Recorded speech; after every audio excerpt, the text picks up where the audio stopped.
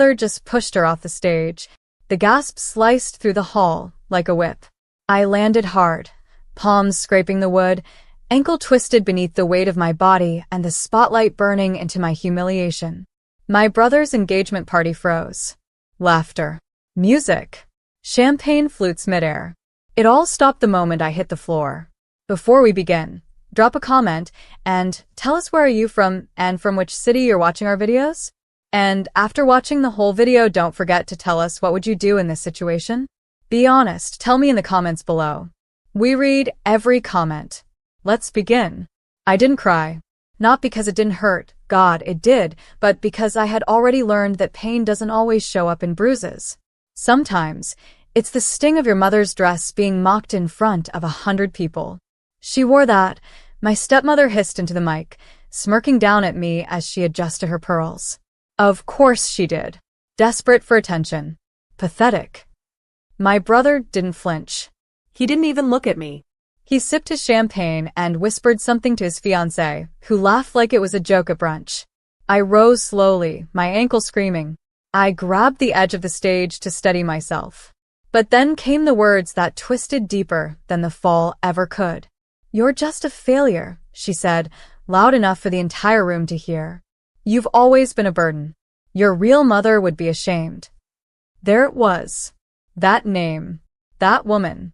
My real mother. Gone years ago. And now they were using her memory like a knife. The crowd stared, some with pity, most with apathy. Relatives I hadn't seen in years shifted uncomfortably, whispering into their flutes. I felt heat in my chest, not shame, not even rage, but something sharper. Resolve. Then I heard the doors open. A deep, calm voice followed. Is this the part where I step in, or do we let this circus continue? Every head turned. There he stood. Gray tailored suit, open collar, watch worth more than most people's homes, and a calm steel in his expression that made my stepmother's face drain of all color. My husband. Yes, husband. The man none of them had ever met. Logan. I breathed, my voice cracking, not from pain, but from the sheer shock of seeing him here, in this moment. He didn't smile. He didn't wave. He walked toward the stage like he owned the building. Then he reached me, offering a hand like I was royalty rising from battle. I took it, trembling. I told you I'd only step in when they showed their true faces, he said softly to me. I nodded. They did. He turned to the crowd. Then let me introduce myself. I'm Logan Whitaker, billionaire investor, CEO of Whitaker Capital, and husband to the woman your family just tried to humiliate. The room gasped. Several guests dropped their glasses. I've been quiet for too long, he continued, voice calm but laced with power, because she asked me not to interfere. But watching a grown woman shove my wife off a stage because she honored her dead mother? That ends now. My stepmother stammered. Why didn't we know you were married? Logan's smile was sharp. Because unlike some people, we don't need approval to exist. Her lips curled. So you're the reason she thinks she's better than this family. No, he said, voice cutting. I'm the reason you're about to learn what it means to lose everything you took for granted. And just like that, the tone shifted. No longer humiliation, but reckoning. And this was just the beginning. The room didn't just go quiet, it froze. The kind of silence that makes people suddenly remember every cruel thing they've ever said. My stepmother's eyes darted toward the guests, judges, doctors, business partners, every one of them watching her unravel beneath the chandeliers she had personally bragged about just hours ago. You don't scare me, she snapped, though her voice trembled. You don't belong here. Logan tilted his head, amused. I belong anywhere my wife is. And as for fear, I don't need to scare you. You're doing a fine job of ruining yourself. My father stepped forward, adjusting his tie like he still held any power in this house. Listen, Mr. Whitaker, we're not interested in your theatrics. This is our family celebration, not your playground. Finally, Logan said, folding his arms. The man who stood there and watched his daughter be pushed off a stage and said nothing. Let's talk about family, shall we? My father's jaw clenched. I could see the cracks beginning to show. All those years of polite disrespect, of eye rolls and backhanded comments, they thought I'd just stay quiet forever. Because that's what I always did. Until now. You called her a failure, Logan continued. You mocked her career, her choices, her life. But did you know she runs 2 nonprofit programs? One for abused women. One for veterans suffering PTSD. Or were you too busy to notice? More murmurs. A few heads turned toward me. My cousin Clara whispered something under her breath, clearly stunned. Even Uncle Ray, the smug real estate guy who once called me charity case chic, was shifting uncomfortably in his chair. I told you not to wear that dress, my stepmother suddenly hissed, desperate to reclaim the narrative. You knew it would cause tension. And you knew it was my mother's, I replied calmly, finally finding my voice. You just couldn't stand to see me wear something she left me. Her face paled further. It's old. Faded. Outdated, she snapped. No, I said, stepping up onto the stage again. It's love. It's memory. And it's strength. Something you've never had the grace to understand. I looked around the hall. Every one of you who laughed, who looked the other way when they insulted me, you're all part of it. You let them do this. Silence again. Not just awkward this time. Ashamed. Logan reached into his jacket, pulled out a document, and tossed it onto the edge of the cake table. What is that? My father asked, voice tight. The deed, Logan said. To this venue. Gasps echoed. He smiled slightly. Effective last week, it's under my name. Which means this engagement party. This building? The staff? Everything you're standing in? Ours now. The staff at the back nodded. One of the servers, Maria, a kind woman who'd quietly handed me tissues in the bathroom earlier, gave me a small wink. My brother finally stood up, panic flashing in his eyes. You're ruining my engagement.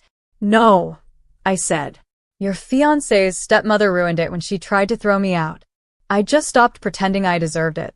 Then Logan added coldly, you might want to check your bank account, by the way. That little business deal you had brewing with Danvers Tech? I pulled the funding this morning. What? My brother's voice cracked. I own the majority stake, Logan replied. It's gone. The room erupted in whispers. I stood there quietly, letting the chaos unfold around me. Not because I wanted revenge, but because for the first time in my life, I had something stronger than pain. Proof. Proof that kindness doesn't mean weakness. That silence isn't surrender. And that one voice, raised with truth, can shake a hall full of liars. And we were just getting started. For a moment, no one moved. The tension in the room clung to the air like humidity before a thunderstorm. A few guests stood awkwardly near the back, clutching champagne flutes like lifelines, unsure if they should sit down or slip out unnoticed. The DJ fumbled, clearly unsure if he should hit play or stay frozen behind his laptop. Someone whispered, "Is this real?"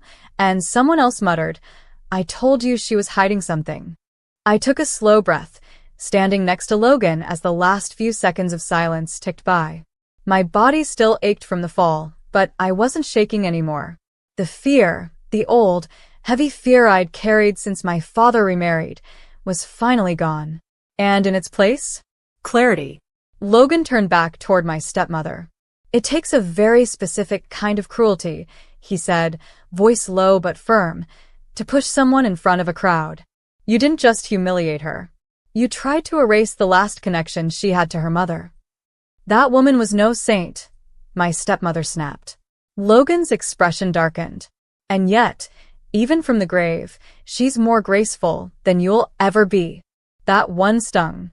My stepmother's jaw clenched, lips trembling as she struggled to form a response. But before she could, my father finally stepped down from the platform and crossed toward us. You've made your point, he said, trying to keep his voice controlled, measured, like he hadn't just sat silently while his wife pushed me. We don't need a scene. Didn't seem to bother you when she made one, I said quietly, not looking away. You came here to cause drama, he hissed under his breath. That dress, you knew what it meant to her. You baited her. No, I said, finally locking eyes with him. I came here to honor my mother.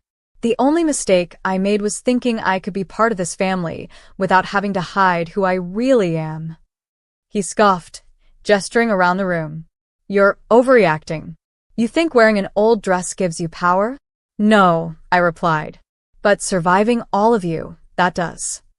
A few people gasped. My Aunt Janice shifted nervously. Uncle Mark avoided eye contact. Then Logan added, You know what's interesting? For years, you let them treat her like an outsider. And yet, she's the one who paid off your second mortgage, isn't she? My father froze. The color drained from his face. Logan continued, Didn't think I knew about that, did you? Last year, when the business almost went under, you begged her not to tell anyone. Said it would ruin your image. So she quietly wired you the money. More gasps. People were definitely paying attention now. $70,000, I said softly. I gave it to you because I thought, maybe for once, I could earn your respect. And what did he say? Logan asked, looking around. Not thank you. Not even an apology. No, he told her to keep it quiet. Said it was between family. My father looked around the room like a man being cornered in his own home. That wasn't supposed to be public knowledge. Neither was your wife's little outburst, I said. But here we are. Suddenly, my brother stormed forward, face red with anger. You're doing this just to ruin my engagement. No, I said, finally turning to him. I stayed quiet while you mocked my career. I stayed quiet when you made jokes about my clothes, my apartment, my life. But I'm not staying quiet while the people who raised me act like I'm disposable. You are so dramatic, his fiancée snapped. This isn't about your sad little backstory. Logan turned to her, voice ice cold. My legal team will be in touch tomorrow. The wedding venue you booked? They just canceled your reservation. Her face twisted. What? I bought the property last month, he said with a shrug. Call it a gut feeling. Chaos. Complete, stunned, breathless chaos. Guests began whispering. Some started leaving. Others stayed, hungry for the fallout. My stepmother sank into a chair, fanning herself with a napkin as if the room had suddenly gotten hotter. And in the middle of it all, I stood tall, holding Logan's hand, no longer afraid of how they saw me. Let them see me now. Let them remember this. I wasn't the failure. I was the one they'd underestimated for too long, and the moment they tried to tear me down publicly, they handed me the very stage they thought they were pushing me off. And I wasn't done yet. The engagement party had turned into a reckoning. People weren't mingling anymore. They were watching. Some from behind pillars, some sitting stiffly in gold chairs, and others just pretending to text while secretly recording. No one wanted to miss whatever would happen next. Logan leaned toward me and asked, Are you ready? I nodded once, slowly. More than I've ever been. Good, he said, slipping a flash drive from his pocket. Then I think it's time we tell them everything. My father narrowed his eyes. What the hell is that? Oh, Logan said, raising his voice for the room to hear. Just a little family history I've been holding on to, at my wife's request, of course. She wanted to handle things with grace. She asked me to give her family time to grow. He turned to face the crowd. But now, I think the rest of you should know the truth too. What truth? My brother snapped. Let's start with the money, Logan said casually. You see, while everyone here kept calling her a failure, she was funding half this family from the shadows. Not just the mortgage, no. College tuition, medical bills, even your engagement ring, mate. My brother's mouth dropped open. You're lying, he barked. Logan just smiled. Wanting to play the audio from the bank call? Because I have it. Wire confirmation, too. All eyes turned toward my brother now. He stumbled back a step, like the weight of the room had physically pushed him. And you, Logan added, facing my stepmother, you always said she didn't contribute. That she lived off your scraps. Want to explain the $30,000 she gave you 2 years ago when your boutique nearly went bankrupt? Her face flushed deep red. You said you'd never tell anyone, she whispered. I didn't, I replied softly. You did. She stood up, shaky. I needed help, and she offered. But she wasn't supposed to use that as leverage. I never used it as leverage, I said, finally letting my voice rise. I kept every receipt, every message, every favor silent. Because I thought maybe one day you'd see me, you'd say thank you, you'd apologize. But you never did. My father tried to cut in again, but Logan lifted a hand. I've only got one more thing, he said. And I think this one might interest everyone. He turned to face the projector at the back wall. DJ, mind playing that file I gave you? There was a flicker of hesitation. Then the screen lit up. And suddenly, a recorded phone conversation crackled through the speakers. My stepmother's voice, unmistakable. She's so easy to humiliate. I'll push her off that stage if she wears that dress. It's the perfect moment, public, dramatic. She'll never show her face again. The room erupted. People gasped out loud. My uncle stood up in shock. My father's face went stone white. And my stepmother? She staggered backward like someone had slapped her. No. And oh, that was taken out of context, she yelled. Logan stepped forward. You arranged it. You planned to push her in front of everyone. And you admitted it. I felt the breath catch in my throat. I had felt, that it wasn't a spontaneous act. But hearing it, seeing their faces, it was something else entirely. My cousin Clara walked over and handed me a napkin. Her voice trembled. I'm sorry. I should have stood up for you. I didn't know. I know, I whispered. From the other side of the room, people began leaving. Not out of boredom, but out of shame. They couldn't stand to be seen as part of it anymore. The respectable masks were crumbling. And I didn't feel guilty, for 1 second. Logan looked at me again. You ready for the last part? I nodded. Let's end this. He turned to the room one final time. I'm Logan Whitaker, he said. And as of yesterday, I've acquired full ownership of the coastal estate the family has spent generations bragging about. Gasps. That's right, he continued. It was up for auction. Your father never told anyone. He was drowning in debt and didn't want the family to know. So I bought it under my wife's name. All eyes whipped toward me. I stepped forward. That house, I said. The one where my mother grew up? The one you told me I'd never be welcome in again? It's mine now, and none of you are invited. The words hit like a bomb.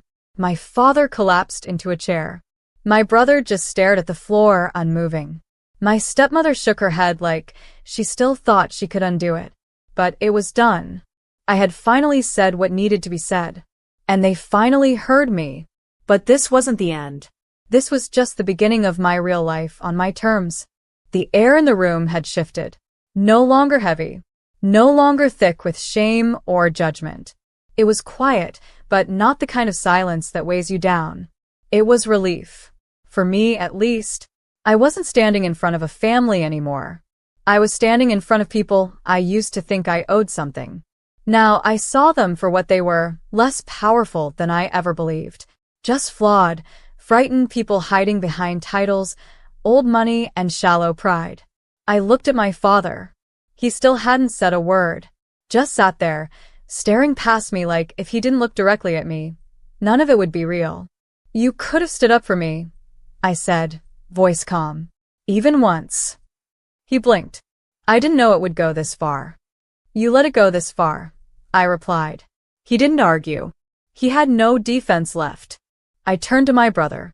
You were never my enemy, but you were never my protector either. He looked up finally, eyes glassy. Why didn't you tell us about him? Because you never asked about me, I said. Only about what I could give you. He didn't reply. He couldn't. And then, finally, I looked at my stepmother. She opened her mouth, maybe to beg, maybe to lash out, but I shook my head before she could speak. I'm done. 2 simple words. But they carried years of silence behind them. Logan stepped closer and placed his arm around my shoulders, grounding me. We have a car waiting. We turned toward the exit. The sound of our steps echoed through the room. Nobody dared to follow. Just before I walked out, I paused at the door and looked back once. They were still sitting there, surrounded by glittering lights, melting ice in crystal glasses, and a party that would never finish. I hope you find peace someday, I said. But don't come looking for mine. Then we walked out. Into the night. Into our own future. And this